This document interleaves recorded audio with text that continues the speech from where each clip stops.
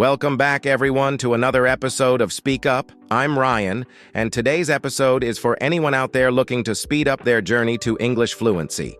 We all know that becoming fluent can feel like a long process, but what if I told you there are specific, practical steps you can take to speed things up? That's exactly what we'll be covering today, how to develop English fluency fast, and I'm joined by a language expert who specializes in fast-tracked learning. Our guest today is Emma, a language coach who has helped hundreds of people achieve fluency in record time. Emma, welcome to the show. Thanks, Ryan. I'm really excited to be here and share some techniques that anyone can use to improve their English fluency quickly. I love it. Now, before we dive into the specific tips, let's start with a reality check. Emma, how fast is fast? What can people realistically expect if they're really committed? Great question. Fluency is a spectrum, and how fast you reach it depends on your effort and exposure to the language. If someone is consistently immersing themselves in English, speaking, listening, and thinking in English every day, they can make significant progress in just a few months. The key is to focus on practical, everyday communication, not perfection. Right. That's important because so many people get hung up on grammar or feel like they have to be perfect. But fluency is about communication. So let's get into it. How can someone start developing fluency fast? All right, let's dive into our first strategy. Immersion. Emma, you mentioned that immersion is one of the fastest ways to build fluency, but a lot of people might not fully understand what that really means. Can you explain why immersion is so important and how listeners can start using it to their advantage? Sure. Immersion is crucial because the more you're surrounded by English, the more natural it becomes for your brain to process the language. When we say immersion, we don't just mean going to an English-speaking country, although that's great if you can. What I mean is exposing yourself to English as much as possible in your daily life. You need to constantly hear, see, and even think in English. This could be as simple as listening to podcasts or music in English while you're cooking or driving. It's about making English a part of your daily routine, so you're passively absorbing the language even when you're not actively studying. I love that. It sounds super practical because it doesn't require sitting down with a textbook for hours. You're just adding more English into your day without extra effort. So we've got passive immersion like listening to podcasts. But what about active immersion? What's the difference there and how can people practice that? Great point. Passive immersion is awesome for background exposure, but active immersion is where the real fluency happens. That's when you're actively engaging with the language, like watching a movie and trying to understand every word, or better yet, having actual conversations with native speakers. It's where you're pushing yourself to use English in real situations, even if it feels uncomfortable. A practical way to do this is to find language partners or join online English-speaking communities. You could also change the settings on your phone or social media to English so you're forced to think in English throughout the day. It's all about using the language regularly, even in small ways, because every bit counts. That's such a smart tip, Emma. Changing your phone settings to English. It's like sneaking more English into your life without even thinking about it. And I like how you mentioned that it doesn't have to be perfect. Fluency isn't about getting everything right, it's about practicing consistently. So for listeners who might feel overwhelmed by this idea, how can they start small with immersion? What's a good first step? Start small and simple. I'd say begin with passive immersion, like listening to 10 minutes of an English podcast or YouTube channel each morning. You don't even have to understand everything. Just let your brain get used to the sounds of English. Then, try to build up your active immersion little by little. Maybe talk to yourself in English when you're doing tasks around the house, or if you have a friend learning English, start texting them only in English. These small steps add up quickly. The key is to be consistent. Immerse yourself every day, even for short periods, and you'll notice your fluency improving. All right, so now that we've covered immersion, let's move into something more structured. Emma, you mentioned earlier that there's a method you recommend called the 3-hour daily method. I know it sounds a bit intense, but I'm guessing this is for people who really want to accelerate their fluency. Can you explain what this method is and how it works? Absolutely. The 3-hour daily method is a focused way to dedicate time to all aspects of language learning, speaking, listening, and studying every day. It's intense, but if you stick to it, you'll see fast results. So, here's the breakdown. The first hour is dedicated to listening and shadowing. You want to listen to something in English, like a podcast or TV show, and then immediately repeat what the speakers are saying. This helps you mimic natural speech patterns, intonation, and even pronunciation. It's really effective because you're not just passively listening, but actively working your mouth and brain at the same time. That sounds like a workout for your brain and your speaking muscles. So the first hour is all about mimicking native speakers. What about the second hour? Exactly. It's like training your speech muscles. Now, for the second hour, it's all about speaking practice. The goal here is to actively use the language, whether you're practicing with a language partner or even talking to yourself. Ideally, you want to have conversations with someone, but if that's not possible, try recording yourself talking about your day, your thoughts, or even reading aloud. The point is to speak as much as possible during this hour. And trust me, the more you speak, the faster you'll break through the hesitation and start thinking in English more naturally. I think that's key, actually using the language instead of just studying it. So you've got 1 hour of shadowing and 1 hour of speaking. What's the final hour of the method? The last hour is more traditional. It's focused on studying grammar and vocabulary. But instead of spending hours on boring grammar rules, I suggest focusing on high-frequency phrases and functional language. That means learning the words and expressions you'll use in everyday conversations. For example, focus on practical things like how to ask questions, how to agree or disagree, or how to describe your opinions. Use spaced repetition apps like Anki or Quizlet to review vocabulary, but make sure the vocabulary is useful for real-life situations. If you dedicate an hour to this daily, alongside your speaking and listening, you'll make significant progress in no time. That's such a practical approach. 3 clear steps, and it covers everything: listening, speaking, and studying. And the best part is, you don't have to spend all day on it. Just 3 focused hours, and you're building fluency. I know for some listeners, though, finding that much time can be tough. Is there any way to modify the method for those who can't commit to the full 3 hours every day? Definitely. The idea is flexibility. If you can't commit to 3 hours, try scaling it down to even just 90 minutes. 30 minutes of listening and shadowing, 30 minutes of speaking, and 30 minutes of studying. The key is consistency, even if you're doing less each day. The more you can immerse yourself in these activities, the faster you'll see results, even with a reduced schedule. Great, Emma! So we've covered immersion and the 3-hour daily method, which are both super practical for speeding up fluency. But now I want to dive into something a little more mental, thinking in English. I've heard that one of the fastest ways to stop translating from your native language is to start thinking directly in English. Can you break down how that works and how someone can actually start thinking in English on a day-to-day basis? Oh. Absolutely, Ryan.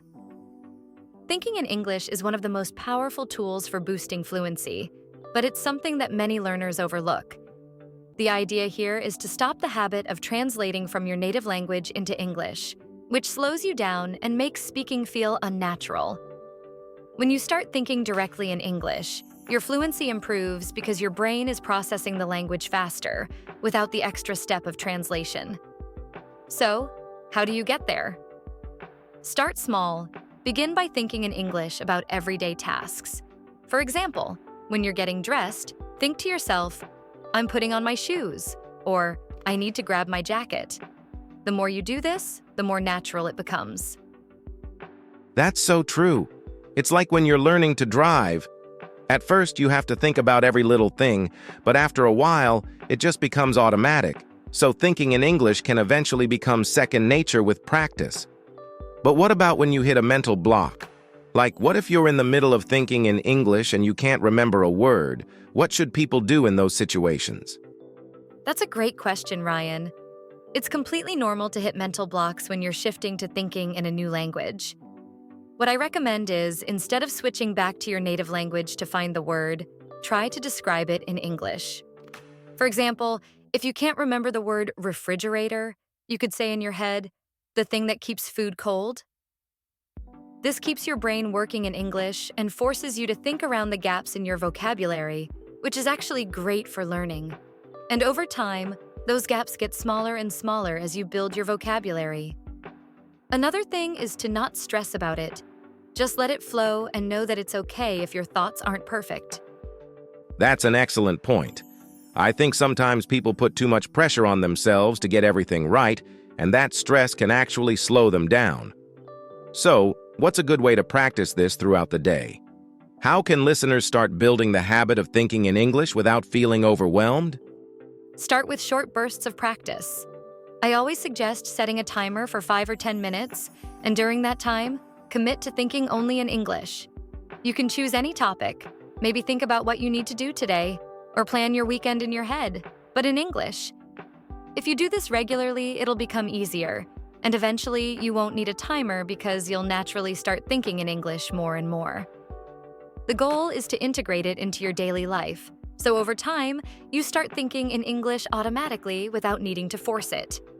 I really like the idea of setting a timer. It makes it manageable and less intimidating. And it sounds like once you build the habit, you won't even have to think about thinking in English anymore. It'll just happen naturally. So, for our listeners, the key takeaway is to start small, be consistent, and don't worry if it's not perfect. Even 5 minutes a day of thinking in English can make a big difference over time. Okay, so now that we've covered thinking in English, let's talk about vocabulary.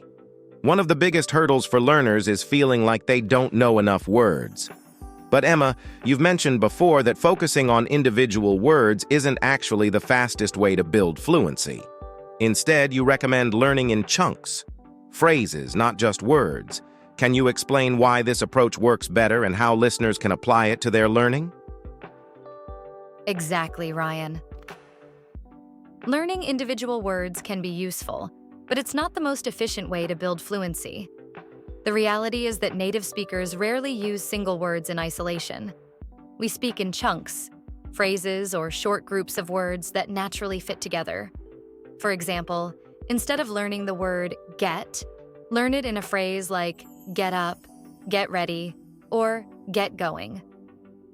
These chunks are what make your speech sound natural and fluent. When you learn phrases instead of single words, you're not just memorizing vocabulary.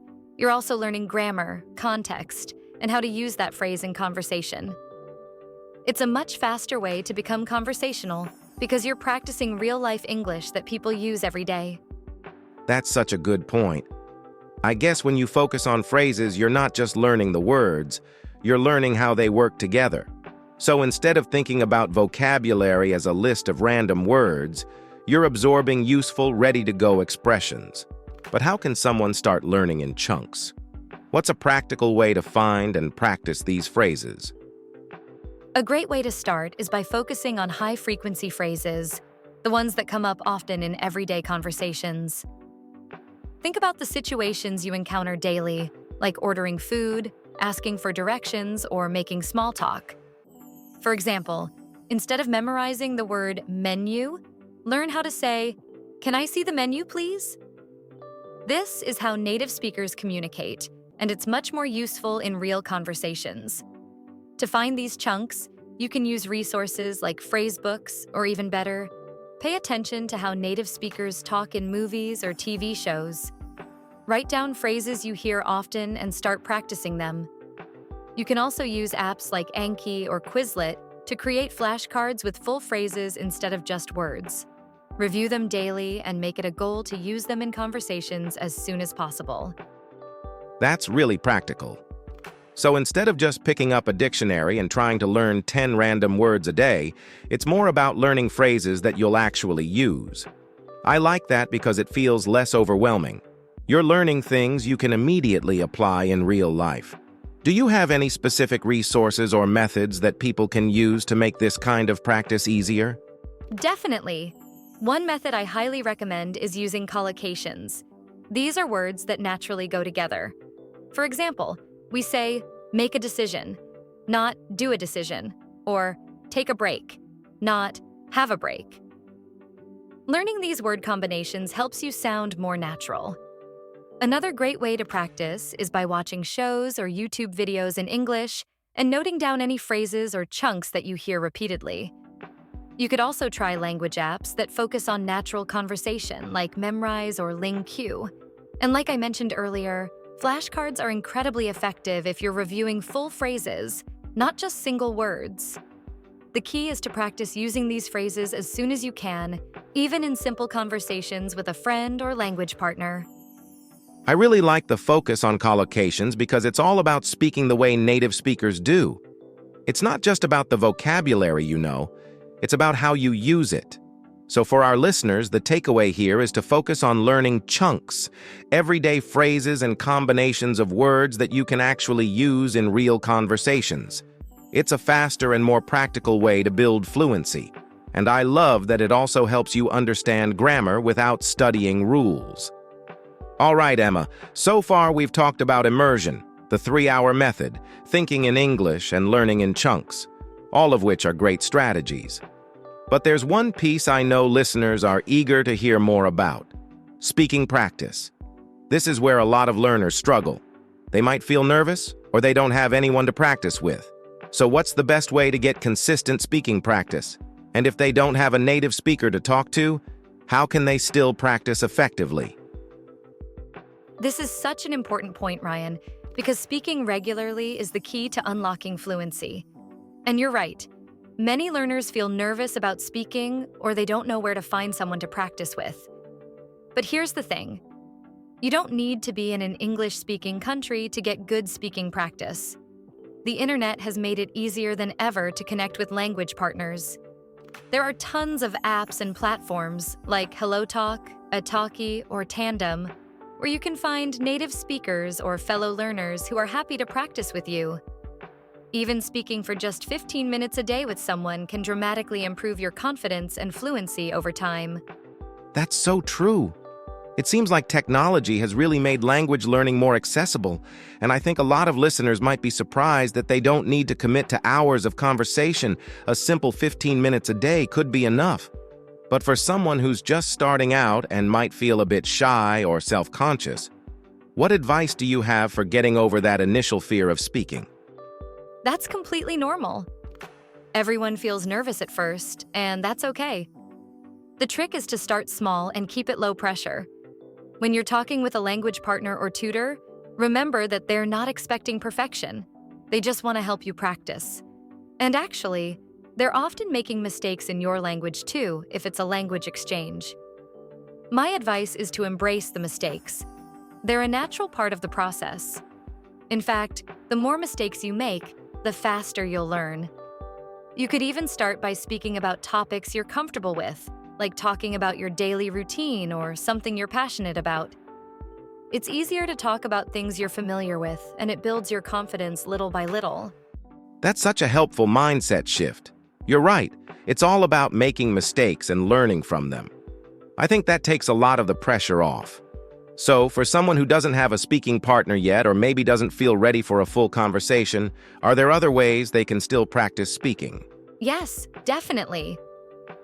If you're not quite ready to jump into a conversation with someone, you can start by talking to yourself in English. It sounds funny, but it's a powerful tool. Narrate what you're doing throughout the day, like, "Now I'm making coffee," or "I need to go to the store." This gets your brain used to forming sentences in English. You can also record yourself speaking and then listen back. This helps you catch areas you can improve, like pronunciation or sentence structure. Another idea is to use voice memos with language partners or friends who are also learning. You can send each other short recordings and practice at your own pace without the pressure of a live conversation. I love that idea, especially the voice memos. It's less intimidating than a live call, but you're still getting that speaking practice in. And talking to yourself is something everyone can do. even if they don't have a partner. So, for listeners, the key is to just start speaking, even if it's by yourself. Whether it's 15 minutes with a language partner or narrating your day, the more you speak, the more fluent you'll become. All right, Emma. So we've covered some great strategies for speaking practice, but we can't forget about the other side of the conversation: listening. For many learners, listening comprehension is just as challenging as speaking. You can know the words, but when they're spoken quickly or with different accents, it can feel overwhelming. So how can listeners improve their listening skills quickly? What's a practical way to get better at understanding spoken English? Listening can definitely feel intimidating at first, especially when native speakers talk fast or use slang. But the good news is, listening is a skill you can build pretty quickly if you focus on repetition. Here's what I mean. Instead of listening to something once and moving on, listen to the same piece of content multiple times. Start with a short podcast episode, a YouTube video, or even a scene from a TV show, something you enjoy and can replay. The first time, just listen, without worrying about understanding every word. The second time, listen again, but try to catch more details. On the third time, if possible, read the transcript or use subtitles to catch what you missed. This layered approach allows your brain to get familiar with the language in real-world contexts. I like that. So it's about exposing yourself to the same material repeatedly, letting your brain get used to it. That makes sense because we don't always catch everything the first time, especially in a new language. But some learners might feel like listening to the same thing over and over gets boring. How can they keep it interesting while using this method? That's a great point. Repetition can feel repetitive, right? But the trick is to choose content that really interests you, things you'd want to watch or listen to even if you weren't learning English. If you love sports, listen to sports commentary. If you're into cooking, watch recipe videos. This way, you're not just focusing on language learning, but also enjoying the content. You can also switch it up by choosing materials with different accents or topics to keep things fresh. And remember, it doesn't have to be long.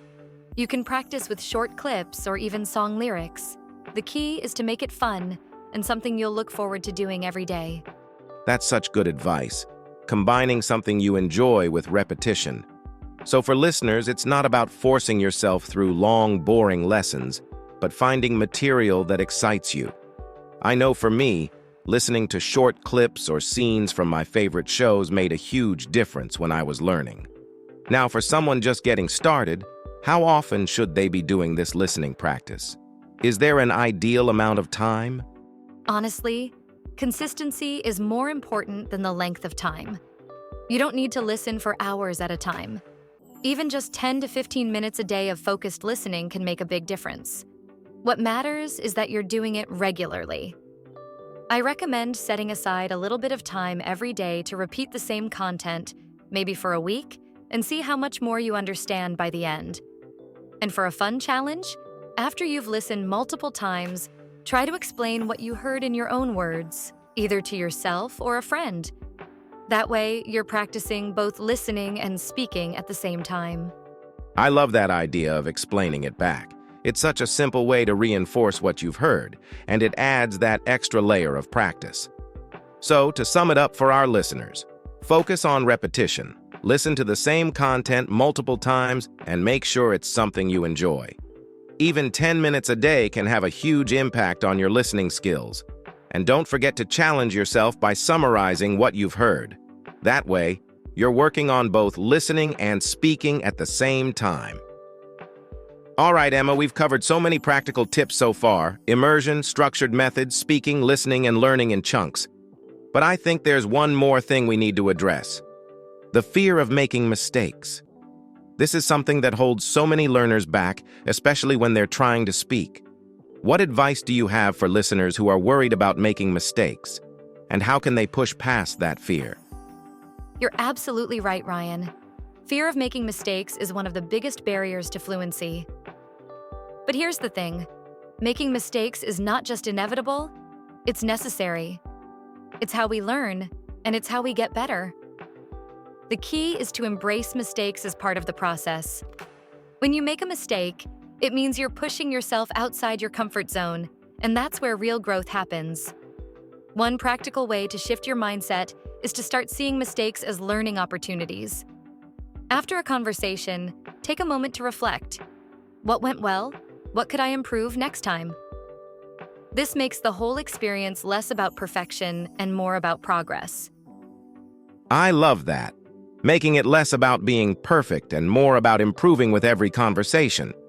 I think a lot of learners put too much pressure on themselves to speak without errors, but really, even native speakers make mistakes. So for our listeners, how can they put themselves in more situations where they're forced to practice, even if it means making mistakes? One great way is to create low-pressure environments where it's okay to mess up. This could be finding a language exchange partner who is also learning, so you're both on the same page, or joining an English speaking group where you can practice without fear of judgment. Another idea is to keep your speaking practice light and fun. Play language games or talk about topics you're passionate about. When you're enjoying the conversation, you're less likely to focus on mistakes. And if you're nervous, start with small conversations about things you're confident discussing. As you build confidence, you can gradually expand into more complex topics. Remember, fluency isn't about perfection, it's about communication. Exactly. Fluency is about being understood and expressing yourself, not about getting every word right. So for our listeners, the message is clear. Don't be afraid to make mistakes. The more you practice, the more you'll improve. Just get out there and speak, whether it's with friends, a tutor, or even talking to yourself. Every mistake is a step toward fluency.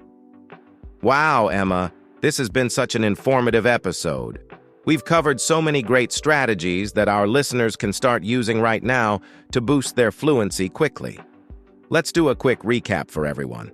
We talked about the importance of immersion, where you surround yourself with English daily, both passively by listening to podcasts or watching videos, and actively by engaging with the language through conversation. We also discussed the 3-hour daily method, a structured approach to fluency that includes focused practice in listening, speaking, and studying English for faster results. Next, we touched on the importance of thinking in English, training your brain to operate directly in English instead of translating from your native language. This helps your thoughts flow more naturally when speaking. Then, we dove into learning in chunks, where you focus on mastering phrases instead of individual words, which helps you sound more natural in conversations. Speaking practice was another key point. Finding language partners and getting comfortable with real conversations is essential for fluency growth. We also emphasized building listening skills through the power of repetition, where you listen to the same content multiple times to improve comprehension. And finally, we talked about embracing mistakes, knowing that errors are part of the process and actually help you improve. The more you practice, even if it's imperfect, the quicker you'll see progress. Exactly, Ryan. The most important takeaway is that fluency comes from consistent, daily practice. Even if it's just 10 or 15 minutes a day, those small efforts really add up over time. The key is staying motivated, pushing yourself out of your comfort zone and not being afraid to make mistakes. The more you immerse yourself in English, the faster you'll see results. And remember, enjoy the process. Language learning can be fun, and the more you enjoy it, the more motivated you'll be to keep going. Great advice, Emma. Thank you so much for sharing these valuable tips with us today. And to all our listeners, don't wait. Start applying these tips right away. Whether it's listening to a podcast, practicing with a friend, or just thinking in English, take that first step. If you found this episode helpful, make sure to subscribe and share your progress with us. Thanks for tuning in to Speak Up, and until next time, keep learning, keep practicing, and keep speaking up.